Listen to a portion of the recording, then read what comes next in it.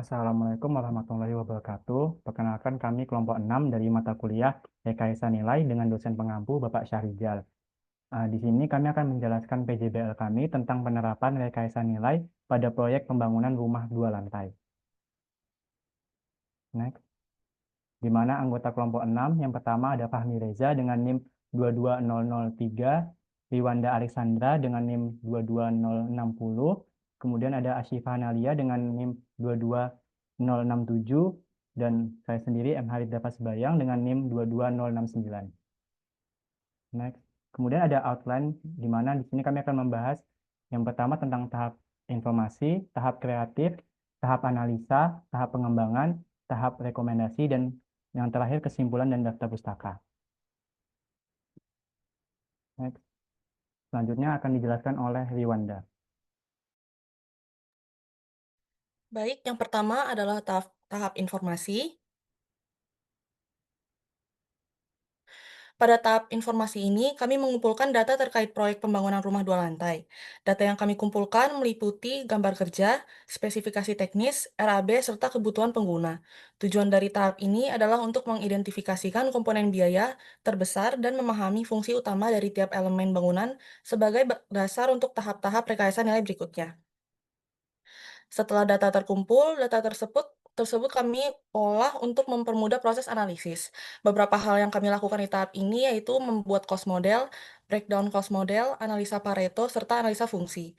Langkah ini berguna untuk menyaring pekerjaan mana yang paling memungkinkan untuk dilakukan rekayasa nilai. Berikut ini adalah data proyek kami, yaitu untuk nama proyeknya, pembangunan rumah tinggal 2 lantai, lokasi proyek di Jalan Tawes Sidomukti Kisaran, ownernya yaitu Bapak Kurniadi, kontraktornya yaitu PT Ladang Rizky Jaya Sentosa, jenis bangunannya yaitu rumah hunian, jumlah lantainya 2 lantai, dan luas lantainya 146 meter persegi.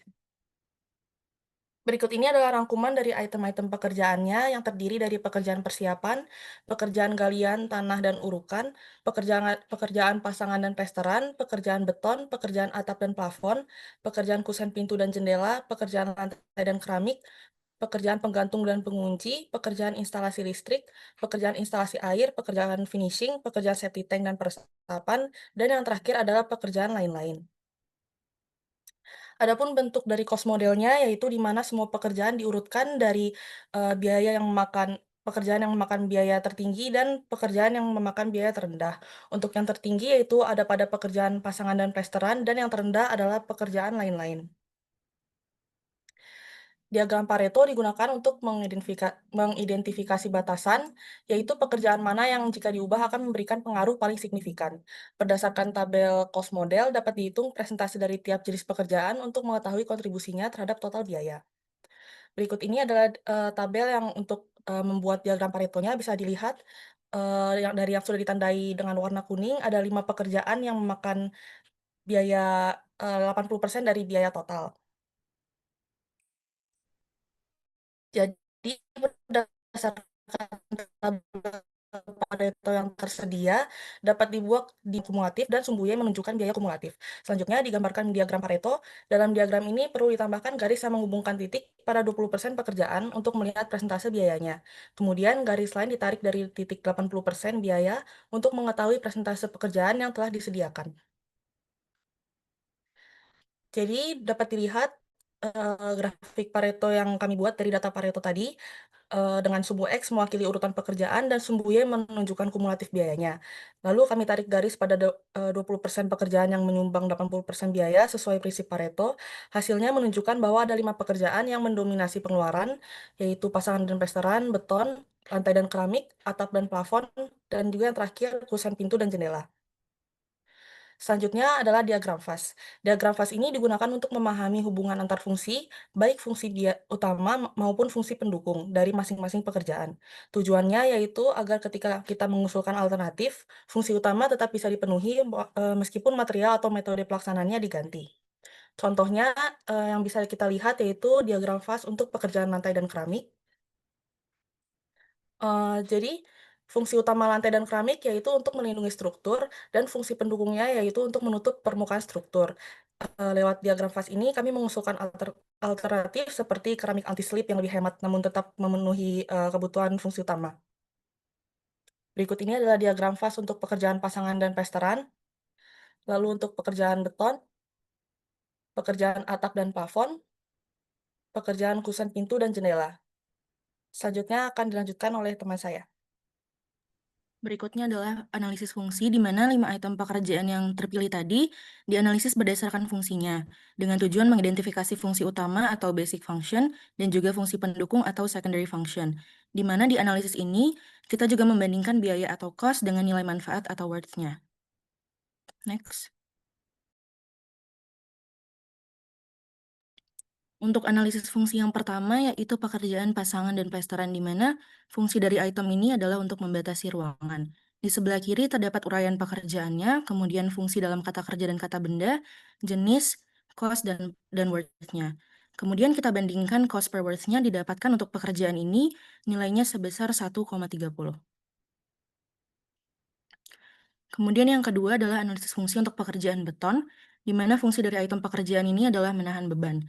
Untuk nilai cost per worth-nya sebesar 1. Kemudian analisis fungsi untuk pekerjaan lantai dan keramik, di mana fungsi dari item ini adalah untuk memberikan pijakan, kemudian nilai cost per worth-nya adalah 1,21. Kemudian analisis fungsi yang berikutnya adalah pekerjaan atap dan plafon, di mana fungsi dari item ini adalah melindungi bangunan dan nilai cost per worth-nya adalah 1,62. Kemudian yang terakhir, analisis fungsi untuk pekerjaan kusen pintu dan jendela. Fungsi dari item ini adalah untuk menutup akses dan nilai cost per worth-nya adalah 1,01. Kemudian nilai-nilai tadi kita masukkan ke dalam hasil rekapitulasi analisa fungsi, di mana bila nilai cost per worth-nya kurang dari 1, maka kita tidak melakukan penghematan. Kemudian apabila lebih dari 1, kita lakukan penghematan. Lalu apabila semakin besar nilainya lebih dari 1, maka semakin besar pula penghematan yang akan kita lakukan. Sebelumnya, untuk pekerjaan beton tidak akan kami lakukan rekayasa nilai dikarenakan rasio cost per worth-nya bernilai 1, yaitu artinya biaya yang dikeluarkan setara juga dengan nilai fungsinya atau efisiensinya sudah optimal. Tahap berikutnya adalah tahap kreatif. Dalam tahapan ini, analisa kita lakukan dengan mencari alternatif dari item yang berbiaya tinggi untuk kita lakukan rekayasa nilai. Alternatif ini kita dapatkan dari mencari banyak informasi bahan material yang sekarang banyak beredar di pasaran. Next. Untuk memastikan hal ini, kita lakukan beberapa langkah. Terdapat 3 langkah, yaitu yang pertama melakukan brainstorming, kemudian memilih material secara selektif, lalu yang terakhir menerapkan pemikiran kreatif. Untuk tahap kreatif pekerjaan yang pertama, di sini terdapat pekerjaan atap dan plafon, di mana di sini kami memilih pekerjaan list plank untuk objek rekayasa nilai karena nilainya yang paling tinggi dibandingkan elemen lainnya, yaitu sebesar 4.706.358. Kemudian fungsi dari item ini adalah untuk melindungi bangunan. Sebelumnya, material yang digunakan adalah list plank dari kayu jati atau kayu kelas 1. Kemudian kami cari 3 alternatif berikutnya, yaitu yang pertama kayu meranti, kayu camper, dan juga list plank berbahan PVC. Tahap kreatif yang kedua yaitu pekerjaan pasangan dan plesteran. Di sini pekerjaan tembok biasa kami pilih sebagai objek rekayasa nilai karena nilainya yang paling tinggi dibandingkan elemen lainnya, yaitu sebesar 22.796.993.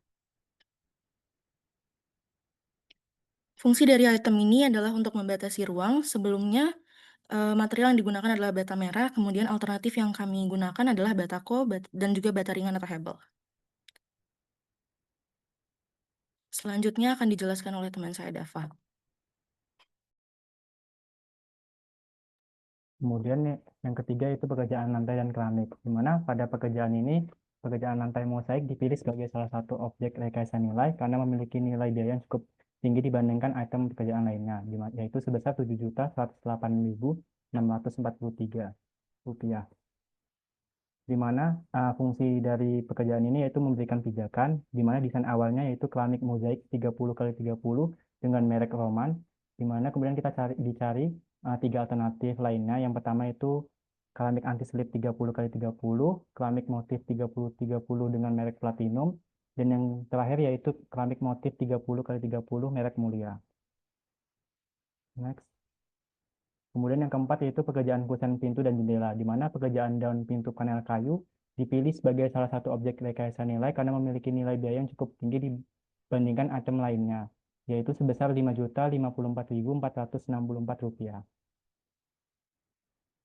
di mana fungsinya itu untuk menutup akses dengan desain awal daun pintu panel kayu dengan material jati lokal atau kayu kelas 1, di mana kemudian dicari 3 alternatif lainnya. Yang pertama menggunakan material kayu meranti, yang kedua kayu kamper, dan yang ketiga kayu mahoni. Next.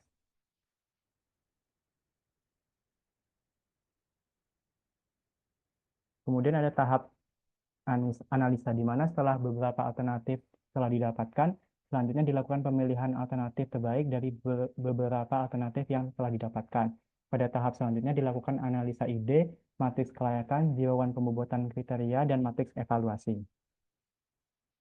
Jadi yang pertama itu ada analisa ide, di mana pada tahap ini dicari keuntungan dan kerugian dari masing-masing alternatif yang telah dipilih. Contohnya pada pasangan Lisplang, di mana dipilih 3 alternatif lainnya, yaitu kayu meranti, kayu kamper, dan PVC, di mana contohnya pada desain awal menggunakan kayu jati, keuntungannya yaitu tahan lama, anti rayap, dan tampilan mewah, sedangkan kerugiannya yaitu mahal, berat, butuh finishing khusus. Kemudian untuk yang kayu meranti, keuntungannya itu harganya sedang, mudah dikerjakan, warna menarik, dan kerugiannya yaitu kurang tahan cuaca, bisa dimakan rayap, dan cepat lapu, di mana dilakukan juga untuk alternatif lainnya. Next. Kemudian dicari juga keuntungan dan kerugian pada pekerjaan pasangan tembok biasa. Next.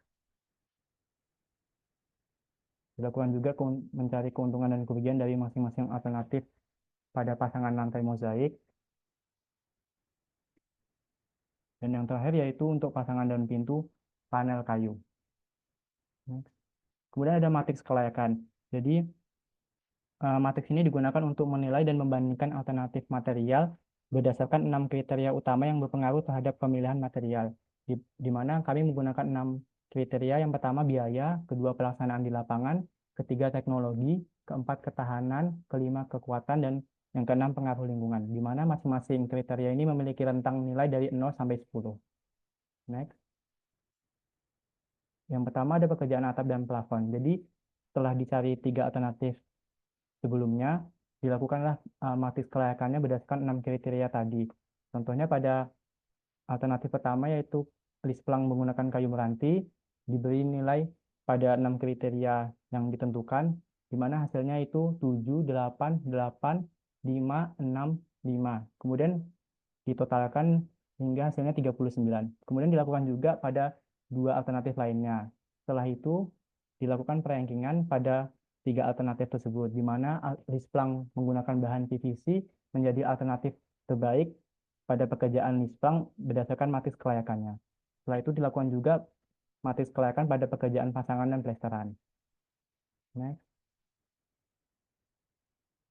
Kemudian dilakukan juga pada pekerjaan lantai dan keramik dan pekerjaan kusen pintu dan jendela. Kemudian ada jeroan pembobotan kriteria, di mana metode ini digunakan untuk menentukan prioritas atau tingkat kepentingan masing-masing kriteria yang telah kita bahas sebelumnya, di mana setiap kriteria ini dibandingkan satu persatu dengan kriteria lainnya, di mana dihasilkan perbandingan diberikan skor, di mana nilai 1 untuk kriteria yang lebih penting, 0 kriteria yang kurang penting, dan X untuk kriteria yang sama. Contohnya pada biaya dengan kodenya A dibanding dengan dengan kolom A, di mana diberi nilai X karena merupakan kriteria yang sama. Kemudian untuk biaya dibanding dengan B diberi nilai 1 karena biaya dianggap lebih penting dibandingkan pelaksanaan. Kemudian untuk pada baris B dengan kode B, pelaksanaan dengan kode B dibandingkan dengan kolom A, di mana diberi nilai 0 karena pelaksanaan dianggap kurang penting dibandingkan biaya. Setelah itu dilakukan penjumlahan total berdasarkan masing-masing kriteria ini. Setelah itu dilakukan rankingan, di mana ranking pertama yaitu biaya, kedua pelaksanaan, ketiga kekuatan, keempat ketahanan, 5 teknologi, dan yang keenam pengaruh lingkungan. Di mana masing-masing kriteria ini diberikan bobot, di mana biaya dan pelaksanaan diberi bobot sebesar 10, kekuatan dan ketahanan 8, teknologi 6, dan pengaruh lingkungan 5. Next. Setelah itu dilakukan matriks evaluasi. Jadi setelah dilakukan matriks kelayakan sebelumnya, kan sudah didapat nilai dari masing-masing alternatifnya. Kemudian dikalikan dengan bobot dari masing-masing kriteria, di mana contohnya alternatif pertama yaitu Lisplang kayu meranti, di mana tadi didapat matriks kelayakannya nilainya 7, 8, 8, 5, 6, 5. Kemudian kita kalikan dengan bobot masing-masing kriteria, di mana bobot A itu 10, B10, C6, D8, E8, F5.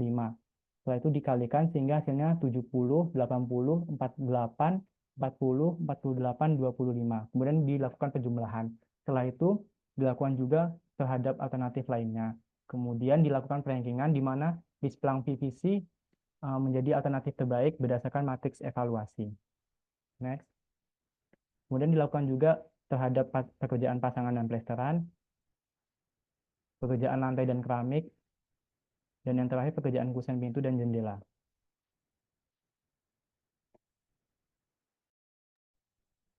Selanjutnya yaitu adalah tahap pengembangan. Pada tahap ini dilakukan pengembangan terhadap alternatif yang terpilih dalam tahap analisa untuk dikembangkan lebih lanjut. Kegiatan dalam tahap ini adalah melakukan perhitungan terhadap alternatif tersebut. Uraian dalam tahap ini adalah sebagai berikut. Nah, yang pertama itu ada analisa harga satuan pekerjaan, yaitu dengan pekerjaan memasang 1 meter list plank PVC dengan total harganya 55.900. Dan pekerjaan selanjutnya yaitu adalah pekerjaan pasangan dan plesteran dengan harga totalnya itu adalah 147.000, 60.000. Selanjutnya itu adalah pekerjaan lantai dan keramik dan pekerjaan kusin pintu dan jendela. Rekapitulasi atau yang pertama adalah jenis pekerjaan atap dan plafon dengan pasangan list plank dengan jumlah harganya Rp2.261.155. Lalu pekerjaan pasangan plesteran dengan pasangan tembok biasa. Lalu yang ketiga adalah pekerjaan lantai dan keramik dengan lantai mozaik 30 per 30 cm. Lalu pekerjaan kusen pintu dan jendela itu dengan daun pintu panel kayu dengan di total harganya Rp22.199.335. Selanjutnya adalah tahap rekomendasi. Pada tahap ini adalah setelah alternatif yang dikembangkan dievaluasi berdasarkan kriteria yang telah ditetapkan, maka dapat diberikan rekomendasi alternatif terbaik yaitu sebagai berikut. Nah, yang pertama itu adalah pekerjaan atap dan plafon dengan desain awalnya yaitu adalah list plank kayu jati atau kayu kelas 1 dengan usulan list plank PVC dengan penghematan Rp2.445.203 dengan hemat 51,96%. Lalu itulah pekerjaan pasangan dan plesteran dengan penghematannya Rp7.221.721 dengan hemat 31,68%. Selanjutnya. Yaitu pekerjaan lantai dan keramik dengan penghematan Rp6.117.798 dengan hemat 86,06%. Lalu adalah pekerjaan kusen dan pintu dan jendela dengan penghematan Rp1.682.400 dengan hemat 33,29%. Lalu tahap rekomendasinya dijumlahkan dari semua tiap-tiap pekerjaan dengan total penghematan Rp17.461.723 dengan hemat 10,6%. Berikut adalah kesimpulannya, berdasarkan penerapan rekayasa nilai pada proyek pembangunan rumah 2 lantai yang telah dilakukan, dapat disimpulkan bahwa kegiatan pekerjaan dengan biaya tertinggi pada proyek pembangunan rumah 2 lantai ini adalah pekerjaan pasangan dan plesteran, pekerjaan beton, pekerjaan lantai, dan keramik, dan pekerjaan atap dan plafon, serta pekerjaan kusen, pintu, dan jendela. Alternatif terbaik untuk pekerjaan atap dan plafon adalah lisplang PVC, pekerjaan pasangan dan plesteran adalah batarian atau hebel, dan pekerjaan lantai dan keramik adalah anti-slip, serta pekerjaan kusen pintu dan jendela adalah dan pintu panel menggunakan kayu mahoni. Penghematan yang didapat dari rekayasa nilai dari segi biaya konstruksi pada pembangunan rumah 2 lantai, yaitu pasangan lisplang hematnya sebanyak Rp2.445.203 dengan hemat 51,9%, dan pasangan tembok biasa hemat sebanyak Rp7.221.701 dengan hemat 31,68%, dan pasangan lantai mozaik 30 per 30 hemat sebanyak Rp6.117.798 dengan hemat 86%, serta pasangan daun pintu dan panel kayu hemat sebanyak Rp1.682.101 dengan hemat 33,9%, sehingga hemat sebesar 10,06% dari total biaya pembangunan rumah dua lantai. Berikutlah daftar pustakanya. Cukup sekian yang dapat kami sampaikan. Kurang lebihnya kami mohon maaf. Wassalamualaikum warahmatullahi wabarakatuh.